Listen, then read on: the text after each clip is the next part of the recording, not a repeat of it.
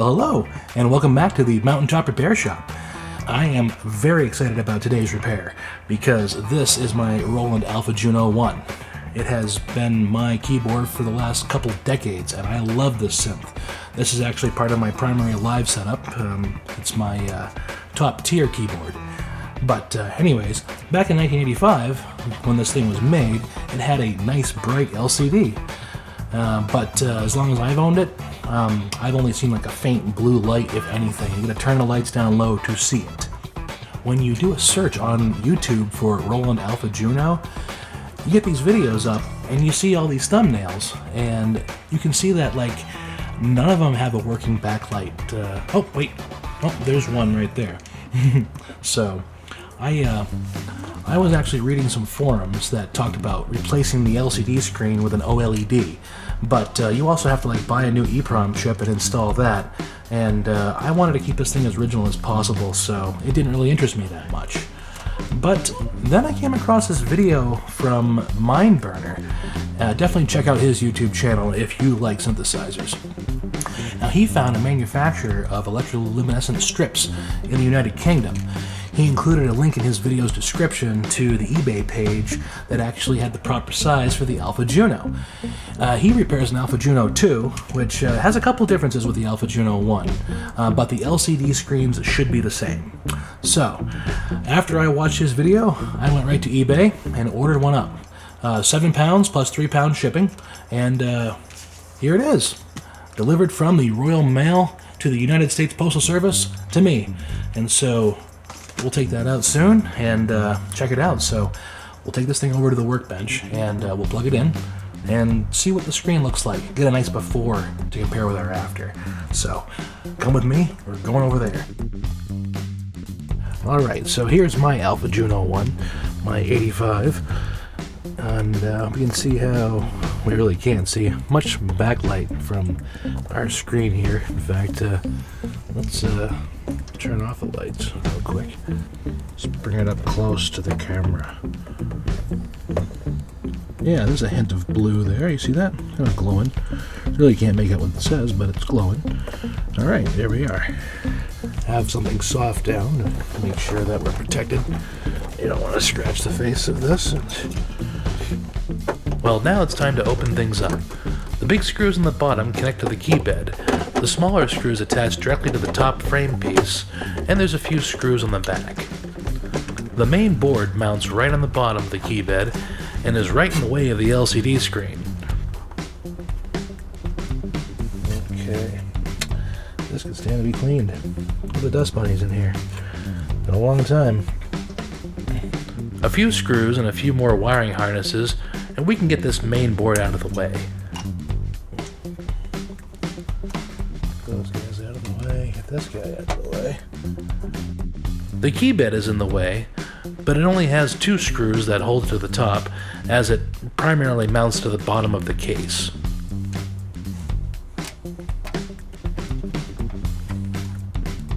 With that out of the way, we can get to the LCD screen.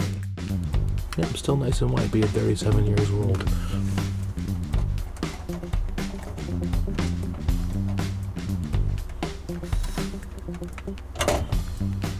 Alright, so that's the supply line for the display right there.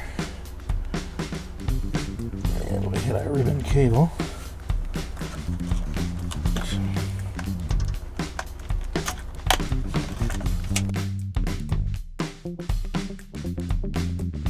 There are two screws on the bottom. The top part slides right into a small built-in bracket.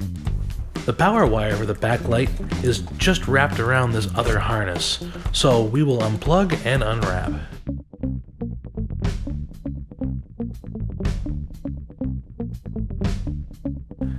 There, now we have the LCD screen and we can get down to business.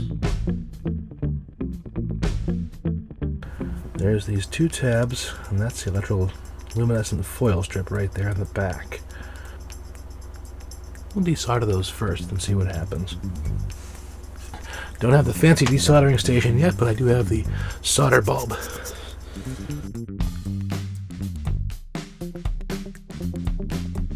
So we heat up and remove the solder from both contacts. Then using the hot iron, we fold out both of the contacts away from the board.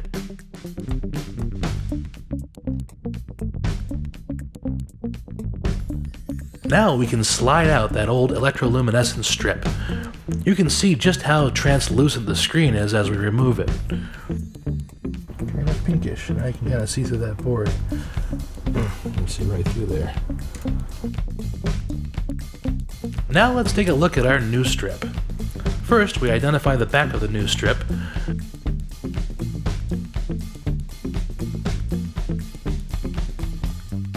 And then we put it face up and slide it right in. It sticks out a little more than the old one, but that should not be a problem. We'll bend these contacts back and apply a little flux.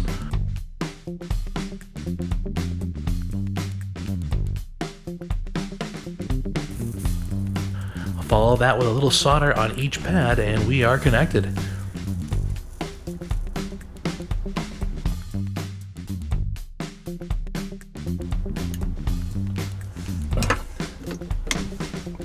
We'll cut off the excess leads, and that completes the process of replacing the electroluminescent backlight.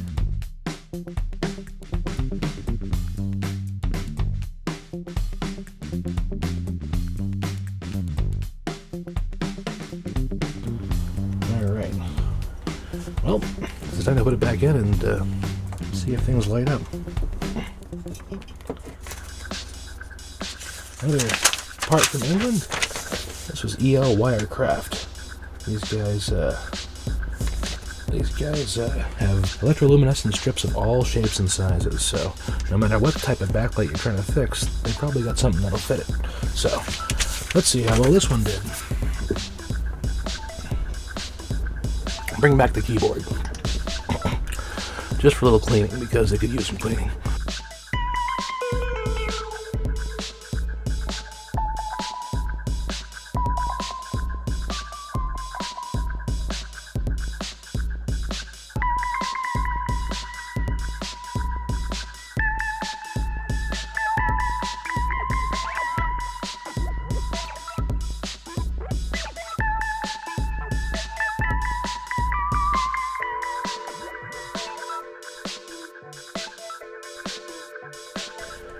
It's clear that something was spilled right here in the middle of these keys.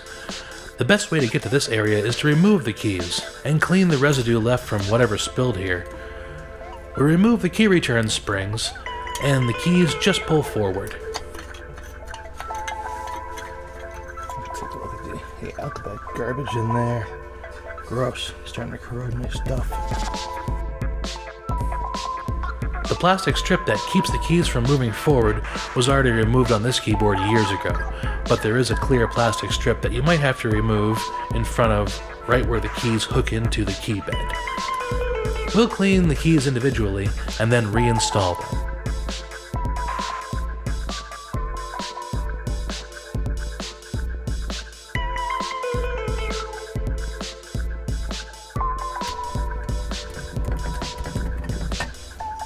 That works well. Now it's time to put it all back together. LCD is already installed, so we can put the key bed back in now.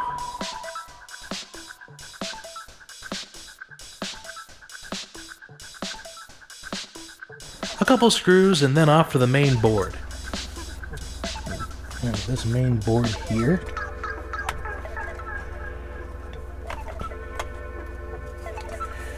Get this ribbon cable plugged back in. So she goes right here. And put that in and in properly. Reconnect all of the harnesses, including the LCD power wire that we will wrap back around the other harness and plug into the power supply board.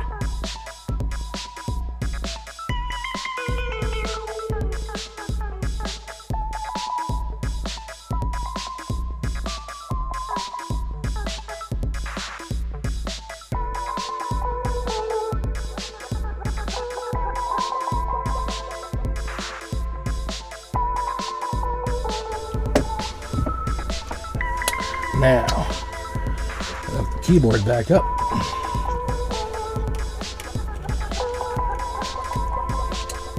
Connector right here, and a connector right here. Goes around. And that one's a lay flat on the bottom, so you don't want any. Move the wires around. You don't want any wires pressed on that and pinched. Yeah, put it together. Alright, so this guy comes around the corner, goes in the front there. This guy comes around the corner, hits that spot there.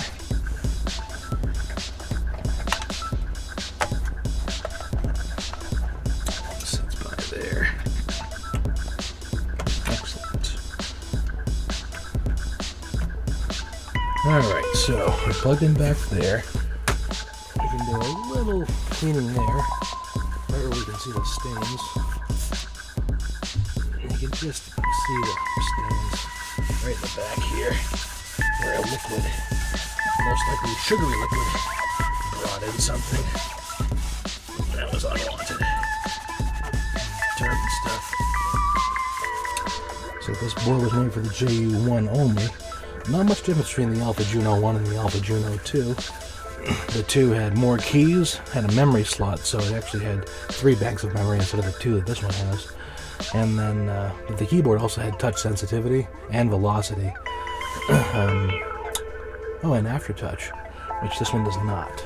But the actual brain understands it, so if you hook this up to a keyboard with aftertouch and velocity, it works. You can actually use that function. Alright, so that there. Guess I can put the bottom back on and give it a try. I'm just a little nervous. Oh, wait, I got some more dust on it I couldn't see. Let's get the vacuum out one last time. Before we close things up, we can clean the bottom inside of the case where the liquid spilled. Then, we can use the vacuum to get some of these dust bunnies that have accumulated over the years.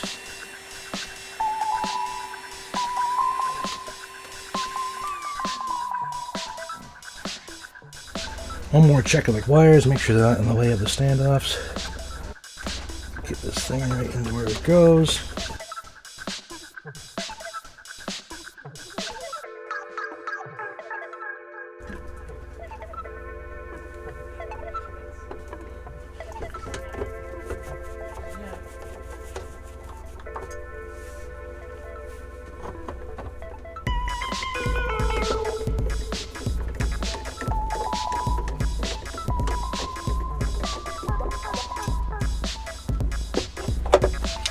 Alright. Well, there we have it. Now it's time to see just what we see when we plug this thing in. Power goes on this side, dude. Alright, here we go. Whoa! Wow! But it hasn't lit up like that since 1986. Alright, let's do a zero light test.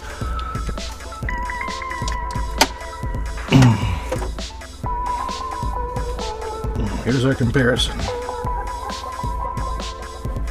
Gotta hold it. There we go. You can read what it says, and it's nice and bright, and I'm pretty pleased. Excellent. It worked. I'm pretty stoked.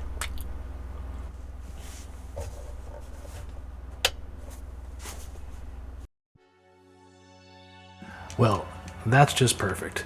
This keyboard is my top keyboard on my triple tier stand, and I've never been able to read the LCD in a dark nightclub before. And so anyways, combined with the PG300 that we did a cleaning on last week, this right here is going to be quite the live rig to use. Looking forward to putting it back in action. But, and thanks again to Mindburner. If it wasn't for his video, this wouldn't have happened here, so shout out to Mindburner, check out his YouTube channel. Thanks for tuning in. Hit that like button so this video gets suggested to somebody else, and hit that bell if you want to know when I drop a new video. And why not subscribe? All it costs is a mouse click. How about a quick demonstration?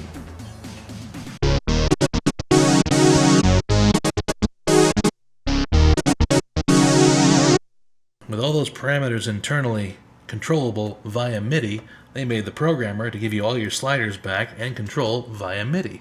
So this thing is a little bit more powerful than the Juno 60 that it came after, because that was the model before this one. And this one right here has a few different waveforms to choose from. You've got 3 pulse waves, which are square waves in different sizes, and then you have 5 sawtooth waves to choose from. One of the pulse waves and one of the sawtooth waves is variable. You can control it with this slider right here. And there's also some sub waveforms that you can add to things right here with the sub. The volume level for the sub, 0 means it's off. That's why there's no off on this switch. So you can add in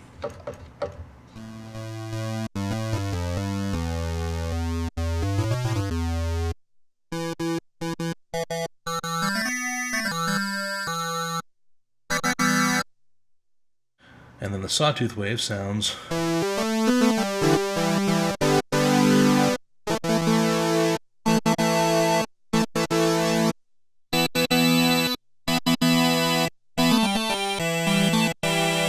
check out our variable one and use our pulse width modulation to control it.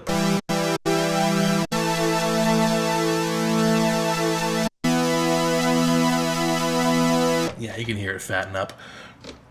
And then our pulse waves.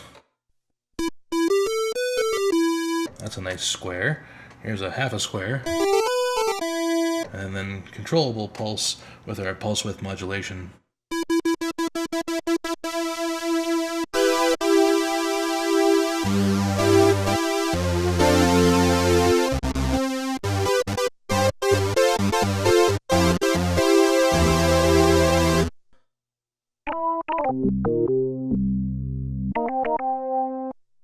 That was the sound that attracted me to this synth, because I had a JV35 at the time, and there was those are good romplers, but the romplers weren't known for their organs. They had some of the old original synth sounds in them, and they had some nice new strings and other voices and whatnot, but not great organs. And so when I played this old, Alpha Juno, I was like, wow, this is a really good sounding organ.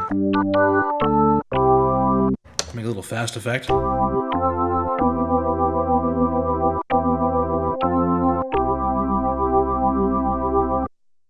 Instead of the 4-fader envelope control, we have a 7-fader here. The previous Juno only had 4, just the attack, sustain, release, and decay. We have 7 faders that control the envelope, and it shows a waveform over here of what that would look like. Our envelope is here. We have our LFO control over here. Gotta have a low frequency oscillator.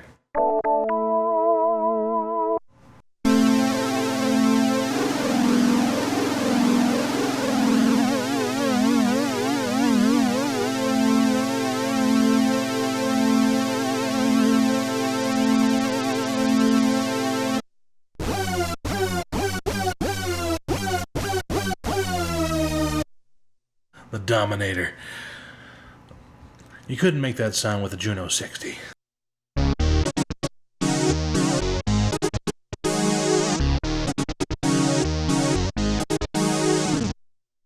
Now let's get a little help from Brandon, Steve, and Anthony, just to see what the Roland Alpha Juno sounds like with a little accompaniment.